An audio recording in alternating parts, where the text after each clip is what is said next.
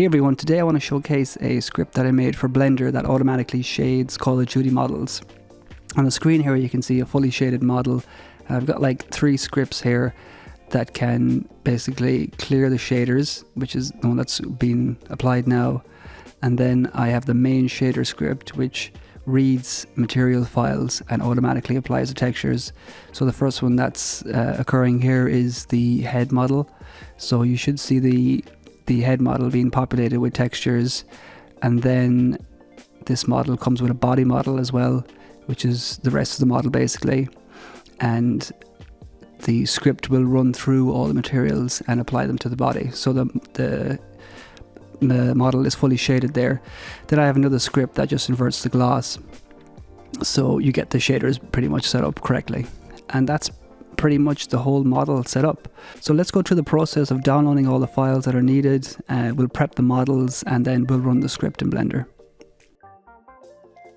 So the first thing you want to do is get onto GitHub. I'm going to leave a link in the description and navigate to the COD Blender release here.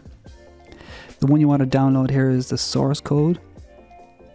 So once you have that downloaded, it should have everything you need to set up the models, prep them and get them imported into Blender, etc. So I'm going to copy this to my desktop and I'm just going to unzip everything. So once you have that all unzipped, there's going to be a few things inside there that you're going to need to unzip as well. So this contains a few different files.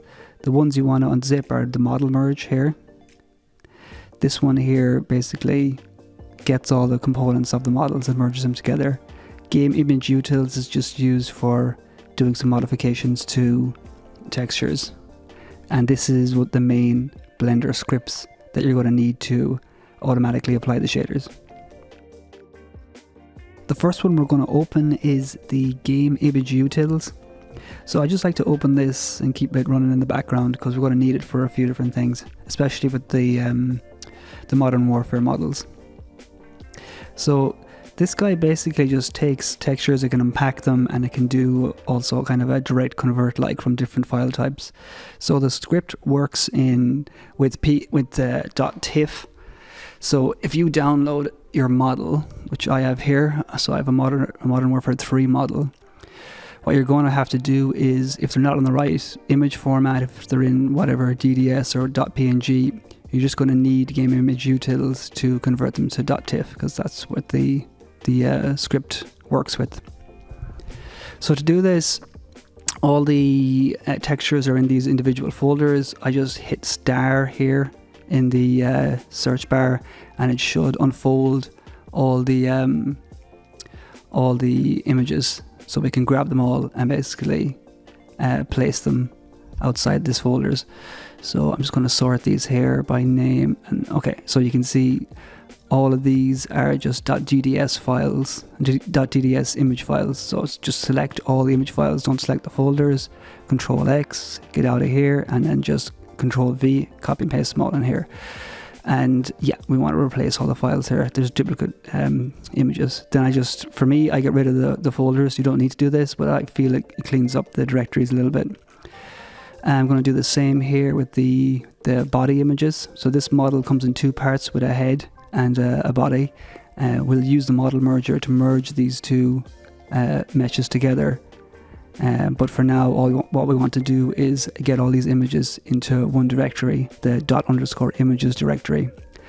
And we want to convert them and do some modifications on them so they're prepped for the script basically. So I'm just going to delete these folders again because I don't need them. And what I'm going to do is get all these images, because they're in their DDS format, and I'm going to pull them into the direct converter here.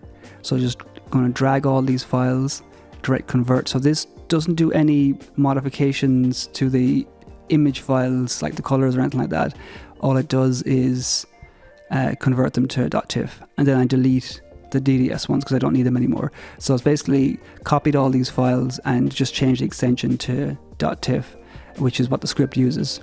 Now I just want to go briefly over the different workflows that each developer uses for COD models. So there's two workflows that are used with COD models. There's a metalness workflow and a specular workflow. Each of these workflows, they share a few maps in common, like ambient occlusion and normal maps. But the main takeaway here is that Infinity Ward and Sledgehammer use this metalness workflow.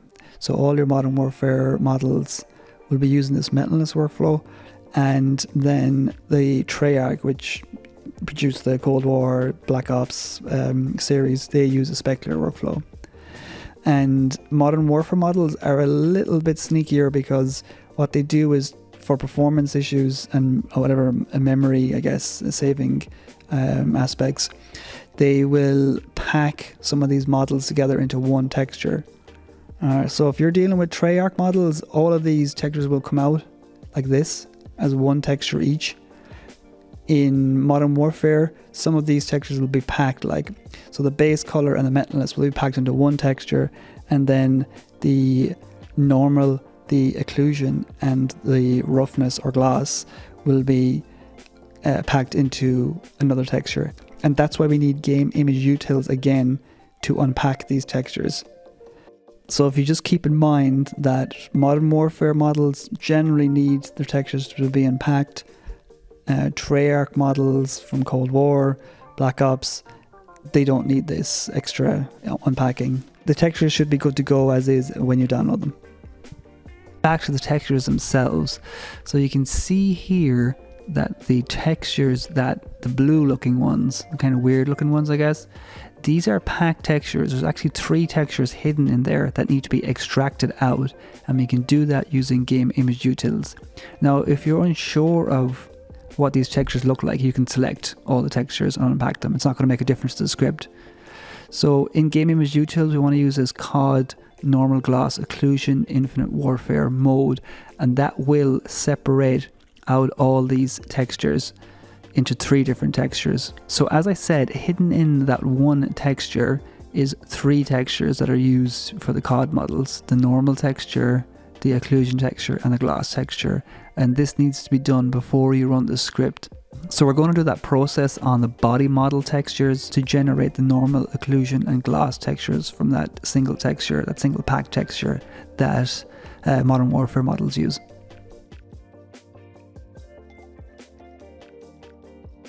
So now that all the textures are unpacked, we can actually move on to merging the body and the head model together as one model, which will make it easier for posing and animations and such.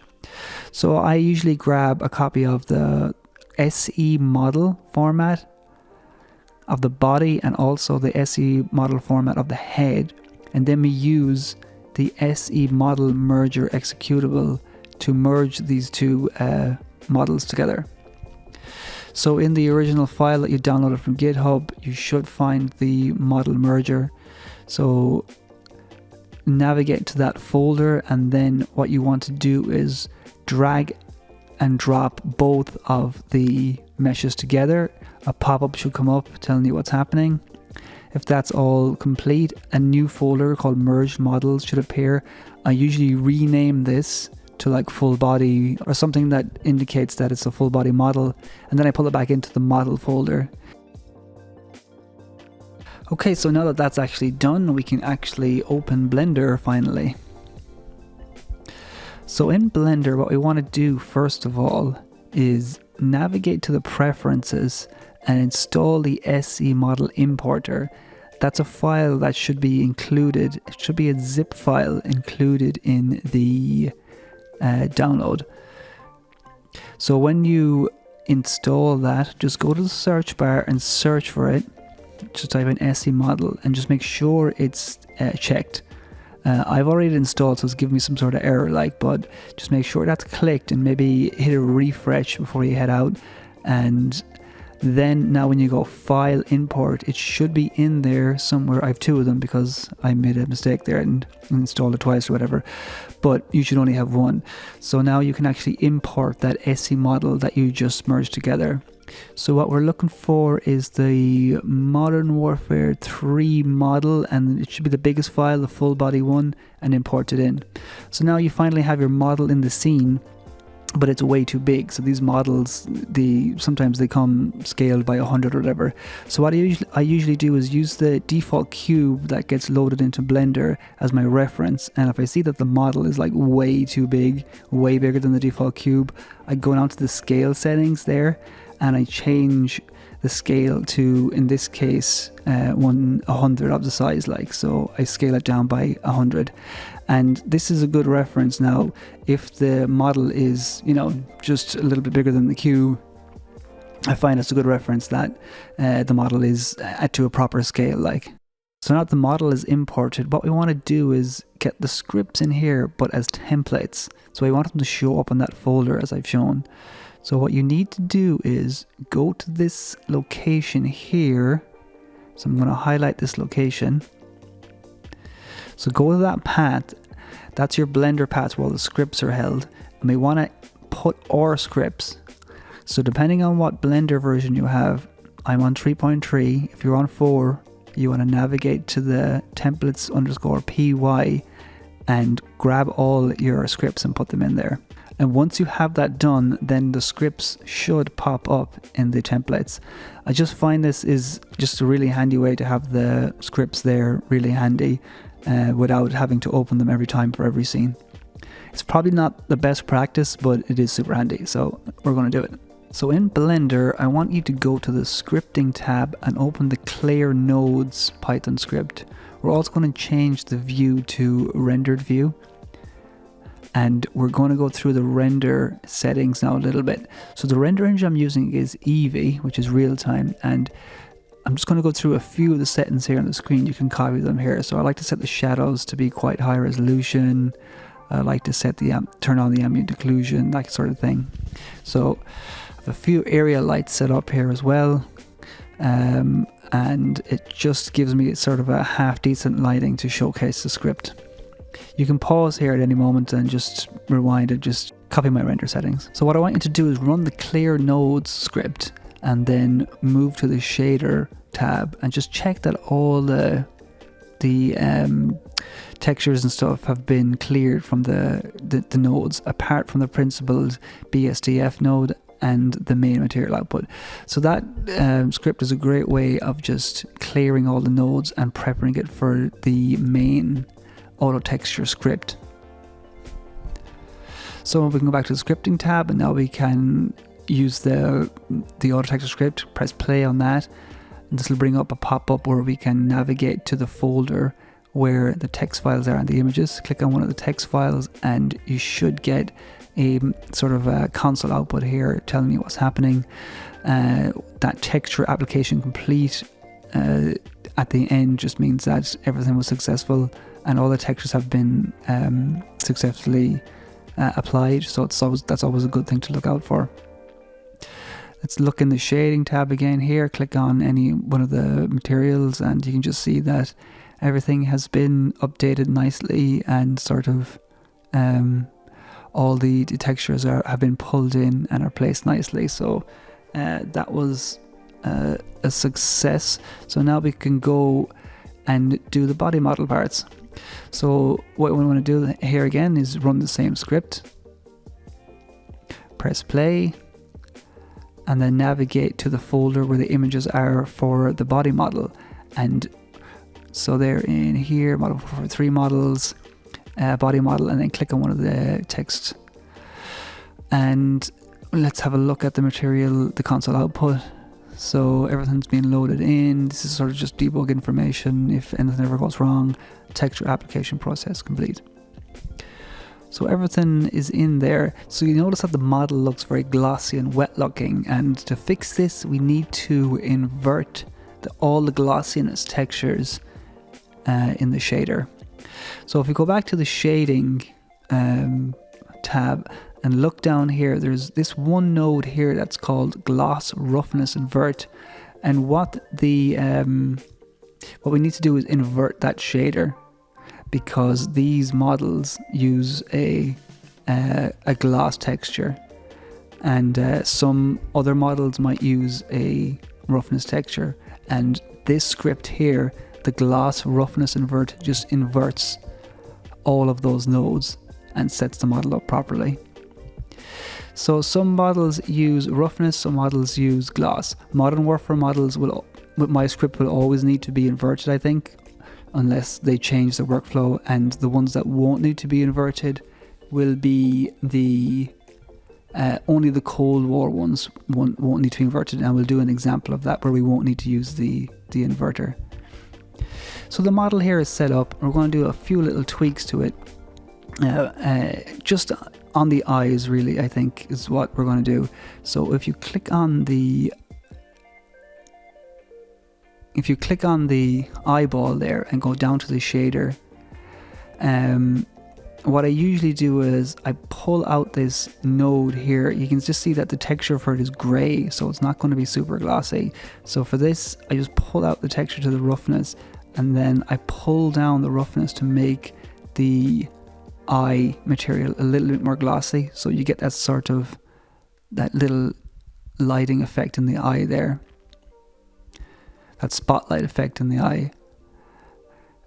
So the auto shader isn't going to do everything for you. You're going to have to do some small little tweaks. Also, I find the normal map on these models is very strong for the eyeballs, just for the eyeballs. So I usually pull that down to around 10%, so 0.1 or 0.2, depending how I'm feeling, to be honest. And that's that model, I think, pretty much set up with a basic shader and decent lighting. You can make some, I think you can make some decent renders with this, and you know, the auto texture pretty much did everything. And if we want to do some small tweaks, we can go into the shader afterwards and tweak it. So that's basically the setup there for the for a Modern Warfare 3 model. Let's move on to a Black Ops 4 model where we're going to focus on customizing the gloss and the subsurface scattering.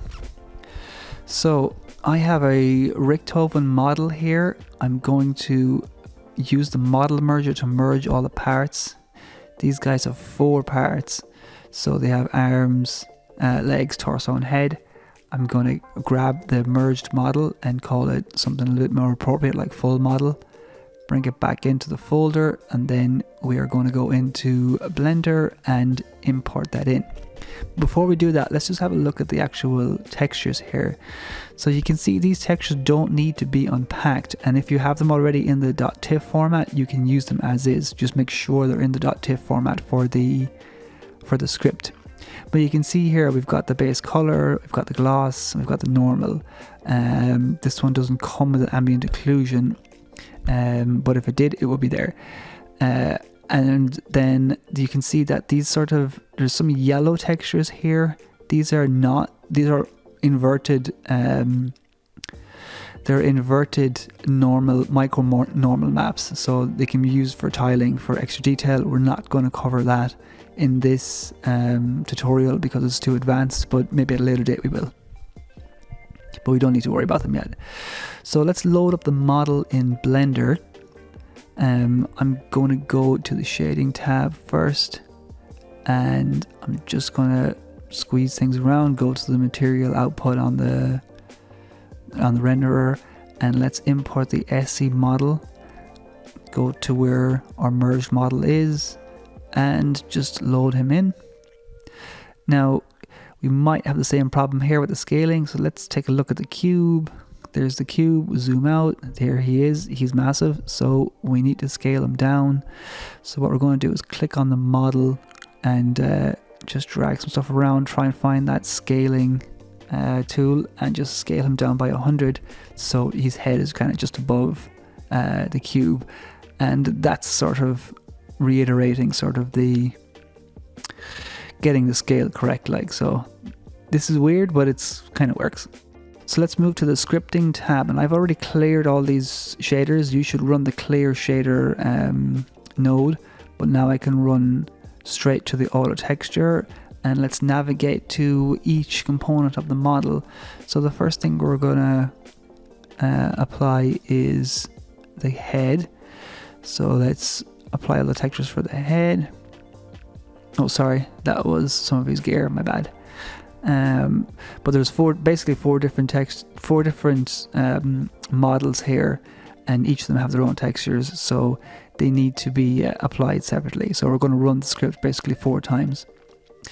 The next one, I think, is this his head? No, that's his legs. Okay, and run it again. Import this one here. This is the head, sorry. Yeah, so this imports all the head textures, and then the last one is the arms. So with that, all of the textures should be applied. You can see again here, it's super glossy, so that must mean that Black Ops 4 is using a certain workflow that needs to have the gloss or whatever roughness inverted. My script is out of date here. I'm just going to reload it. Yeah, okay, so that's just a problem on my side. And you can see there now that the roughness has completely changed, it's inverted. And we're going to go to the shading tab here and just have a look at the model. So on this model, there's a few little issues I can see already. The hair looks quite strange, but we're going to focus on the subsurface scattering. I'm going to change that to 0.003, and you can already see it makes a massive difference to the skin. I can see there's some weird stuff happening with the hair, and usually with the hair what I do is I'll go into the roughness sort of node, and I will actually just, like we did before, I will uncheck that or disconnect it, pull the roughness, pull the specular down a little bit, and pull the roughness down a little bit as well. This is sort of to taste like. This is kind of the manual aspect of post tweaking after the script. The specular here is quite sensitive to the lights, so it is very kind of reflective, I guess, the hair. So I'm trying to tweak that a little bit. There's also this small issue with the eyes here. The script has for the Black Ops eyes, it's kind of weird. The texture itself has some alpha information, and that information needs to be pulled out a little bit. Just going to go to a different view here quick. Have a look at these eyes again here.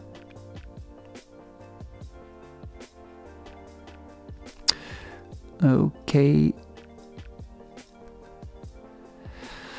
So in the eye shader here, you can see it looks kind of weird. And you're like, what's going on here? Okay, so it has alpha information, which we don't use. So we can either set that to none, or we probably should disconnect the alpha node as well. But I'm not doing it here, but it doesn't really matter because I've just set it to no alpha, so that's fine.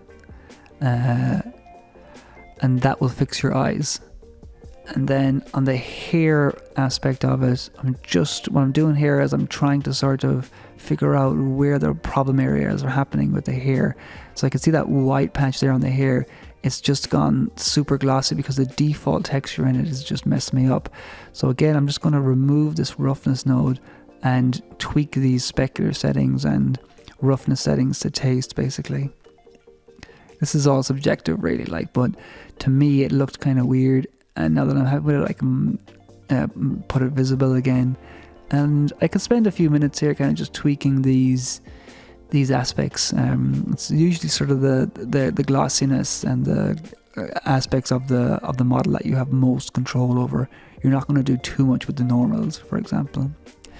So here's actually a good example of where you can manipulate the gloss to get different effects, like different wetness, different roughness effects. Also, because this is hands, I'm going to put some amount of subsurface scattering. So the subsurface scattering effect is basically light passing through an object. You get that effect you usually see it on people's ears, like if there's something a strong light behind them, you can see actually the light passing through, and it gives a kind of a sort of a glow, and it looks really good for skin. So any skin sort of material, I will put subsurface scattering on. Okay, so now we're looking at the gloss texture for the hands. So this is a UV map of the hands, and you can see the white parts here are actually the blood on his hands, and they're super white, and that means that they're going to be super glossy. So anything that's white in a gloss map is going to be very glossy. Anything dark is going to be more diffuse. So you can see the light is very sort of glossy where the blood is, but nowhere else. Like the hand is just you know, a normal gloss, whatever. So what I'm doing here is I'm connecting the gloss input to the base color, and I'm turning off the subsurface scattering so we can get a better look of what's happening. So this just gives me a good look of exactly what the gloss is doing and how I can manipulate it and get sort of different effects. So I know the black parts of the gloss of that texture are going to be super reflective, or super glossy I should say, not super reflective. They're going to be very wet looking, and then the parts that are more dark are going to be more diffuse. And what I'm doing here is using a colorizer to sort of squeeze those textures a little bit. So when I pull down that black guy, that means the whole texture is going to be black. And when I pull up this white guy here, it's going to change the glossiness values. So you can get a lot of sort of different effects here by using the color, or the color ramp node for the roughness. So I'm just going to sort of pull the base color texture back in here so we can get the proper color back. So to me that looks pretty good. I'm going to put back up the subsurface scattering. But the fact is, down here now you'll be able to see, if I do some tweaking with the color ramp node, you'll be able to see some sort of different effects. Like, so if I start changing this to a more darker color, the whole skin will become a lot more glossy, which doesn't look great to me, but I would like to tweak it a little bit so it has a little bit more gloss. So I might just pull it down a small bit so the hand looks, the skin part of the hand looks a little bit wetter, a little bit sweatier or something. And then this guy might be, so you can see there I went way too high there with the diffuse, so it's not glossy at all. The more I go black, the more glossier it gets. So I kind of like that setting there, but you can do a lot with that color ramp, and you can tweak your textures a lot and give them a little bit of more of a customizable look. I'm going to try the same thing here now on the face texture. So you can see that's the original texture there. Anywhere black is going to be very diffuse with the reflections of the glossiness, and anywhere white is going to be super kind of wet. So if I start tweaking these values here, I can start making the face look a little bit wetter in general.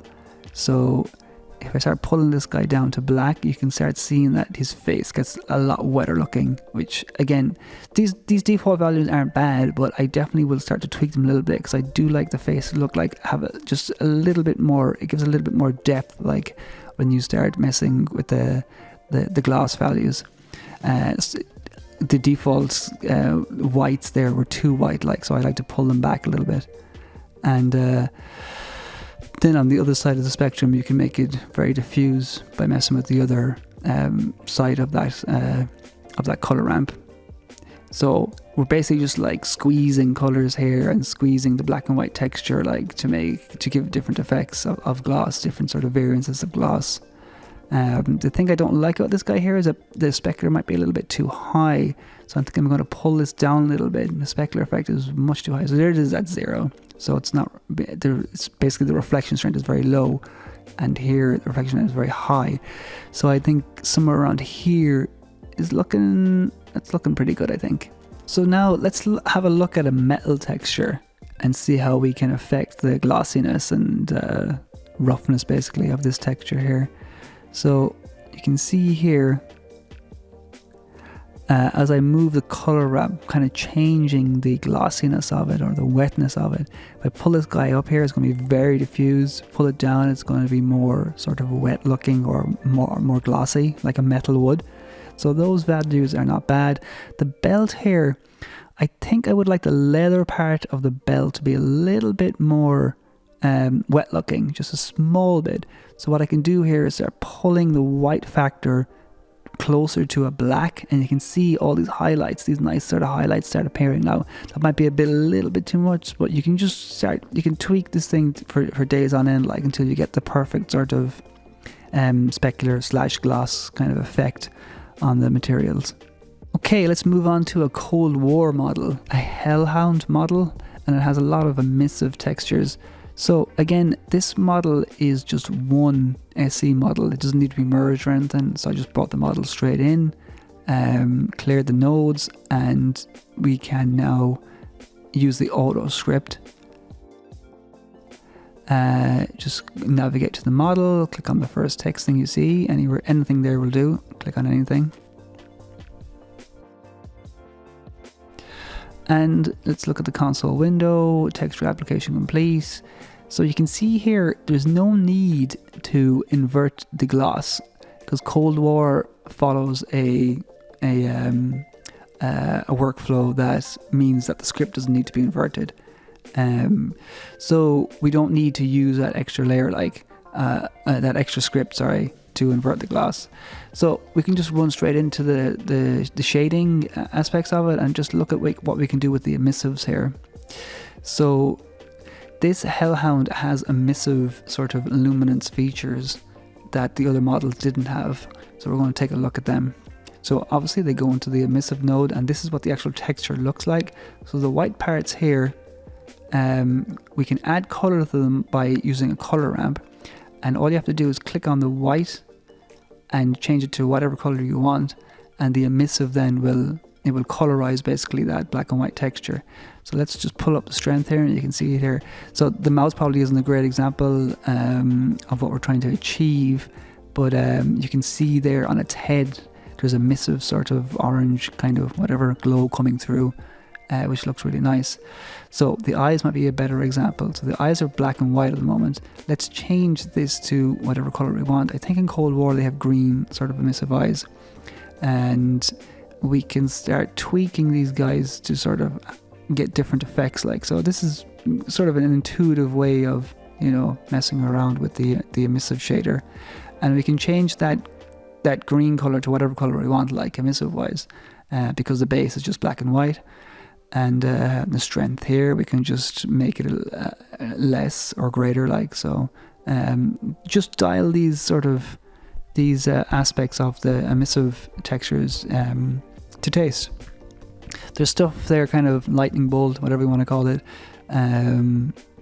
emissives coming off its body. So we're going to do the same here. I'm just going to pull it down to orange or whatever color I want, really, and start just dialing stuff into taste here by messing around with the emissive strength and the color of the emissives using that color ramp node. So let's take a look at this model here. Yeah, now that might be it looks actually pretty cool. The emissives are actually really nice in Blender. They look really, really, really good. Like in previous apps I've used, it's been an absolute pain to get good emissives. So it's a bit of a joy in Blender to use these emissives. While I'm at it here, I might as well add some subsurface scattering to the skin part of the model, which is the face there. So just a small bit, not too much. You can dial subsurface scattering is sort of a taste thing as well. You can dial it into whatever you want. Now on the face itself, I'm not too happy with how glossy it is. It looks quite glossy, so I'm gonna pull the glossiness down, I think, by moving this black aspect of it up just a smidge. It's a bit too glossy, and I think I'm not extremely happy with how specular it is. It's very reflective so I'm just going to pull the specular strength down a little bit, so you can see there's no this is very sensitive, so a small amount of specular strength here is looking pretty good, I think, not too much. So I just recommend sort of tweaking this stuff to taste here. There's something kind of looking a little bit pixelated here, and I think it just might be the emissive strength. So if I pull down the strength here, we might just get a better, that looks much nicer now. Just trying to dial these things in to make them look a little bit better. It was looking quite blocky there. And here's another part of the emissives. Sure, we might as well go through them all. Well, most of them. Not going to go through them all, but you get the idea. And in Blender, it's quite nice it's quite easy and intuitive to sort of dial these aspects of the emissives in. So I think that's a fair amount of models covered there, from Cold War to Black Ops 4 and the recent Modern Warfare models. What we're going to do now is just take a quick look at the differences between the two render engines. So the primary render engine we've been using throughout this tutorial has been Eevee, and I like it because it's extremely fast and updates in real time. The Cycles renderer is a more realistic but more intensive render engine, and the main differences I find is you need to start tweaking the subsurface scattering. You can see here I'm just kind of tweaking the subsurface scattering a little bit. It seems to take in the model scale a little bit more into account, so I usually find I have to reduce the subsurface scattering. So I'm just going through some of the render settings here.